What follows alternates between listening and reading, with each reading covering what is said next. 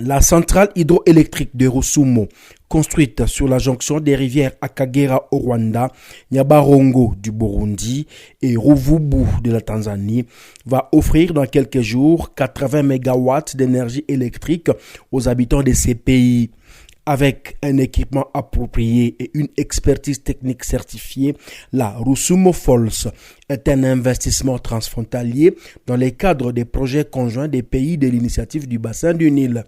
Ce projet, supervisé par la coordination des actions subsidiaires du programme des lacs équatoriaux du Nil, va à coup sûr répondre aux besoins en énergie des pays bénéficiaires 6 ans après le début de ces travaux. Nous sommes carrément au bout du projet. Nous sommes arrivés au bout du projet après 6 ans d'activité.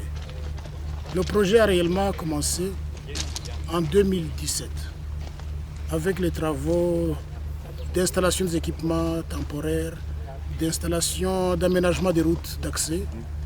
Et le projet vient de faire pratiquement 6 ans d'activité. Le projet a perdu pratiquement du temps à un certain moment à cause du Covid, parce que les travaux ont été interrompus. Un de nos employeurs et un des contractants étaient absents sur le chantier physiquement, avec des restrictions du Covid, et les travaux avaient sensiblement ralenti. Et ils ont quand même repris. Heureusement qu'à ce moment-là, la plupart du matériel était déjà livré sur le chantier. Et dès le retour, les travaux de montage des équipements que vous avez pu voir, les équipements électromécaniques, les équipements électriques, ont été montés. Et nous sommes pratiquement à la fin du montage des équipements. Nous sommes en réalité arrivés au point de commencer la mise sous eau des équipements. Au niveau aval des équipements, nous avons déjà commencé à renvoyer l'eau sur le bâtiment de production d'énergie. Et il reste à renvoyer l'eau du côté amont et maintenant commencer à faire tourner les machines progressivement. Donc nous sommes carrément au bout des tests. Il nous reste trop peu de temps pour pouvoir tourner les machines et commencer à faire la première production et la sortie de l'énergie des machines. Il est prévu une production d'une capacité de 80 MW à répartir entre les 3 pays équitablement. C'est-à-dire 26 à 27 MW par pays, le Burundi, la Tanzanie et le Rwanda. La distribution du courant passera par les sociétés nationales de l'énergie du Rwanda, du Burundi et de la Tanzanie, indique-t-on. Actuellement, l'heure est aux derniers essais et réglages des équipements fournis par des entreprises de renom. Nous sommes au niveau des essais. Les essais, nous y allons d'une façon systématique. Nous avons déjà testé équipement par équipement, individuellement. Et nous sommes arrivés où nous avons commencé maintenant à mettre de l'eau sous les machines. Et nous allons le faire systématiquement sur les 3 machines. Il y a 3 machines et nous allons faire systématiquement avec la partie hydraulique, la partie mécanique et la partie électrique. Et ces essais prennent du temps et de la patience. Il y a des vérifications de pression dans les machines, il y a des vérifications de température, d'échauffement des équipements. Toutes ces vérifications doivent y aller systématiquement et il y a des périodes d'essai qui sont prévues.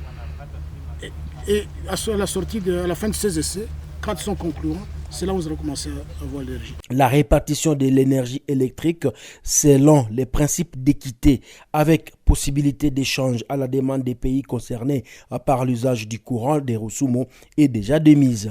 Les partenaires sont en équité sur la réception de l'énergie. Toutefois, l'énergie n'est pas individualisée.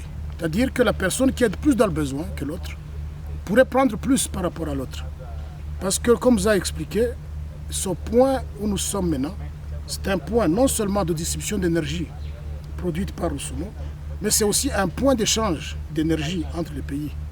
C'est-à-dire que les pays ont la possibilité d'échanger de l'énergie à travers ce point spécial de Rusumo. L'énergie venant de la Tanzanie, du Burundi ou du Rwanda pourront échanger de l'énergie à travers ce nœud d'échange d'énergie. Donc ce sera aussi un point où celui qui a un excédent peut aussi envoyer de l'énergie à d'autres partenaires à travers ce point-ci. Nous sommes comme des grossistes. Nous allons distribuer l'énergie aux sociétés nationales d'électricité qui vont encore les répartir aux consommateurs. Toutefois, nous sommes à un point où nous allons quand même stabiliser l'énergie qui sera distribuée aux utilisateurs. Avec ce qu'on va donner ici, ça pourra même faciliter la stabilisation de l'énergie, il faudra faciliter les délestages intempestifs qui étaient déjà observés dans la région. Et avec cette possibilité aussi d'échanger, celui qui sera en surplus d'énergie pourra aussi faciliter et exporter sur l'autre. Cette construction a réussi à relever nombreux défis car l'étape actuelle est une assurance d'une gestion attitrée face à ce qui s'est présenté comme problème. Nous sommes parvenus à faire une intégration régionale à travers ce projet. C'est un projet pour 3 pays où tout le monde participe équitablement. Nous avons eu des travailleurs du Burundi, du Rwanda et de la Tanzanie ici à équiter sur le projet. Nous avons connu des problèmes, bien sûr, des problèmes de passage des frontières, des problèmes d'établissement, mais que nous avons pu résoudre à travers ce projet. Tout le monde est établi ici. Vous avez vu, on a pu traverser la frontière de la Tanzanie vers le Rwanda sans formalité. Pour tous les visiteurs et les gens qui travaillent ici, nous avons pu résoudre ce problème-là. Les autres défis, c'était des défis d'importation de matériel et des équipements. Vous avez vu les dimensions. Ces équipements ne sont pas fabriqués dans la région. À part les équipements qui sont venus du Kenya, la plupart d'autres équipements sont venus soit d'Europe, soit de l'Inde et de la Chine. Donc il y avait aussi un problème de transport, un problème d'enclavement. Et c'est ça qu'on a dû avoir et qu'on a pu résoudre parce que tous les équipements sont sur place aujourd'hui. Les populations qui ont été affectées, ils ont été indemnisés individuellement pour leurs biens. La centrale hydroélectrique de Rusumo reste une des réalisations transfrontalières qui encourage les populations longeant les eaux et rivières qui se dirigent dans le fleuve Nil de partager les ressources transformées.